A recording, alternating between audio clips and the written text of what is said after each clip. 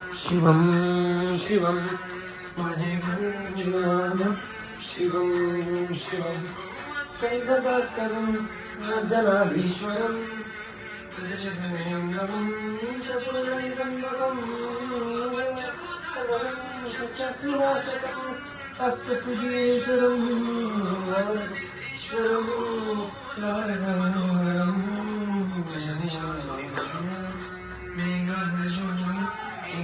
ईश्वरं सज्जनभयङ्करं सज्जनगुणकरं कारणिभवनाकरं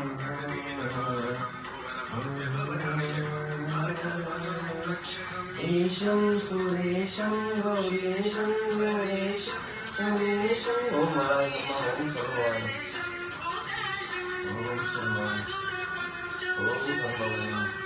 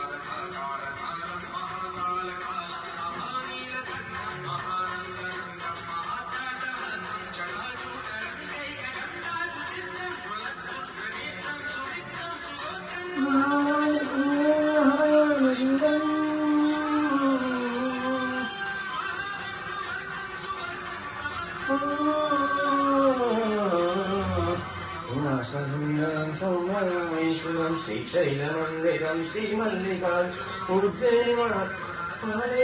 वैद्यनाथेश्वरं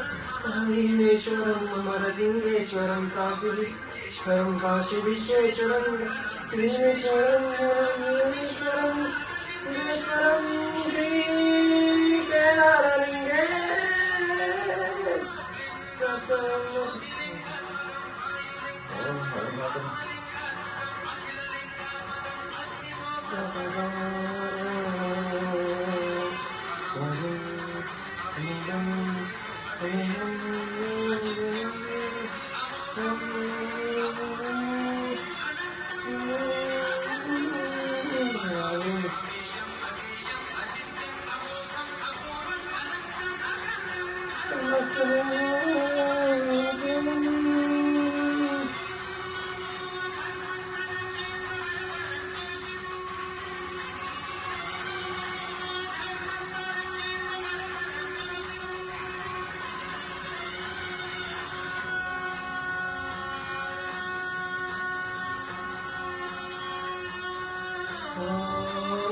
सोमाय सौम्याय भव्याय भावाय शांताय योगाय शालाय कांताय रम्याय गम्याय ईशाय ईशाय शीशाय च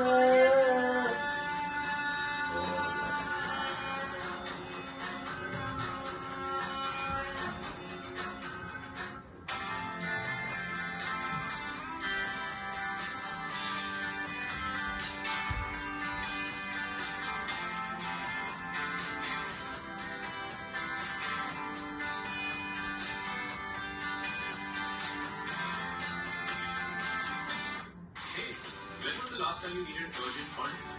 For me, it's yesterday. I had to pay my credit card, my rent, and also make a business payment. That's when I use Speed Matters.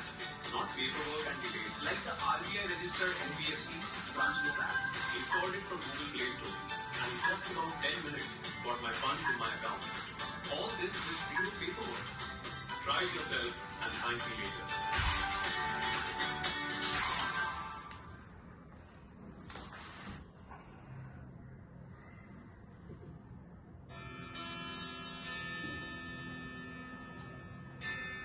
त्रिदलं त्रिगुणाकारं त्रिनेत्रं च त्रियायुधं त्रिजन्म पापसंहारम् एकमेवं शिवात्मनम् त्रिशाखैः बिल्वपत्रैश्च अच्छिद्रैः कोमलैः शुभैः तव पूजां करिष्यामि एकबिल्वं शिवार्पणम् कोटिकन्या महादानं तिलपर्वतकोटयः काञ्चनं शैलधारेण एकबिल्वं शिवार्पणम् काशीक्षेत्रनिवासश्च कालभैरवदर्शनम् प्रयागे माधवं दृष्ट्वा एकबिल्वं शिवार्पणम् इन्दुवारे व्रतं स्थित्वा निराहारो महेश्वरा नक्तं भविष्यामि देवीश एकबिल्वं शिवार्पणम् रामलिङ्गप्रतिष्ठा च वैवाहिककृतं तथा तटाकादि च सन्तानम् एकबिल्वं शिवार्पणम् अखण्डबिल्वपत्रं च आयुधं शिवपूजनम् कृतं नाम सहस्रेण एकबिल्वं शिवार्पणम् उमया सह देवेश नातिवाहनमेव च भस्मलेपनः सर्वाङ्गम् एकबिल्वं शिवार्पणम् सालग्रामेषु विप्राणां तटाकं दशकूपयो यज्ञकोटिसहस्रस्य एकबिल्वं शिवार्पणम् कोटिसहस्रेषु अश्वमेधशतक्रतौ कोटिकन्या महादानम् एकबिल्वं शिवार्पणम् बिल्वानां दर्शनं पुण्यं स्पर्शनं पापनाशनम्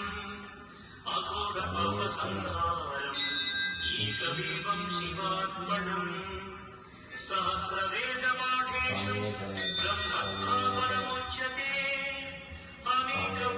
अनेकव्रतकोटीनाम् एकबिल्वं शिवार्पणम् अन्नदानसहस्रेषु सहस्रोपनयनं तथा अनेकजन्मपापानि एकबिल्वं शिवार्पणम्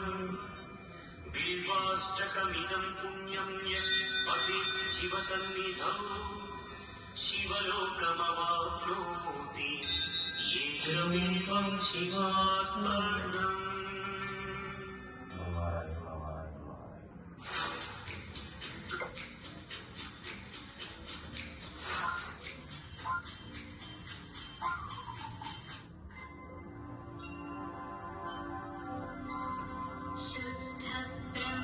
परात्पर राम कालात्मकमलमेश्वर परात्पर राम कालात्मकमलमेश्वर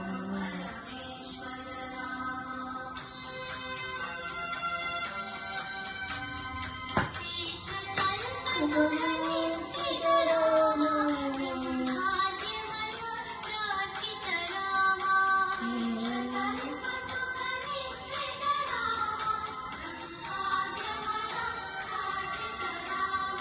राम राम जय राजा राम राम जय सीता राम सिमरे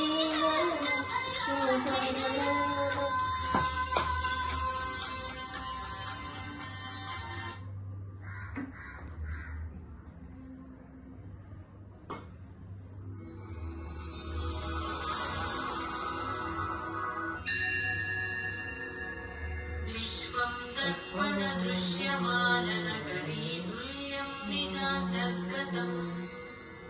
पश्यन्नात्मनि मायया बहिरिवोद्भूतं यथा निद्रया यः साक्षात् कुरुते प्रबोधसमये स्वात्मानमेव स्वयम् तस्मै श्रीगुरुमूर्तये नमः इदं श्रीदक्षिणमूर्तये तस्मै श्रीगुरुमूर्तये नमः इदं श्रीदक्षिणमूर्तये बीजस्यान्तरिवाङ्कुरो नित्यमच्युतं प्रामिर्विकल्पं पुनः जय माता मायाकल्पितदेशकालकलना वैचित्र्यचित्रीकृतम् मायामेव विजृम्भयत्यपि महायोगी वयस्वेच्छया तस्मै श्रीगुरुमूर्तये नमः इदं श्रीदक्षिणामूर्तये तस्मै श्रीगुरुमूर्तये नमः इदं श्रीदक्षिणामूर्तये यस्यैव स्फुरणं सदा प्रथमसत्कल्पार्थकं भासते साक्षात् तत्त्वमसीति वेदवचसा योगोदयत्याश्रिता यस्साक्षात् करणात् भवेन्न पुनरावृत्तिर्भवो निधौ तस्मै श्रीगुरुमूर्तये नमः इदं श्रीदक्षिणामूर्तये तस्मै श्रीगुरुमूर्तये नमः इदं श्रीदक्षिणामूर्तये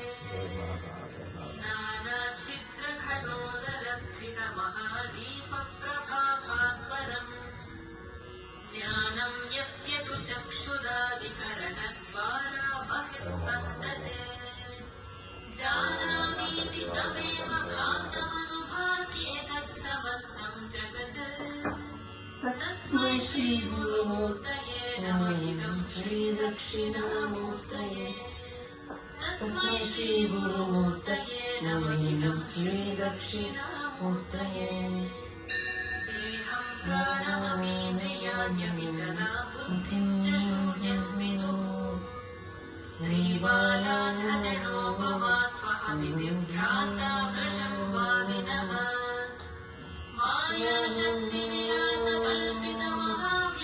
मायाशक्तिविलासकल्पितमहाव्यामोहसंहारिणे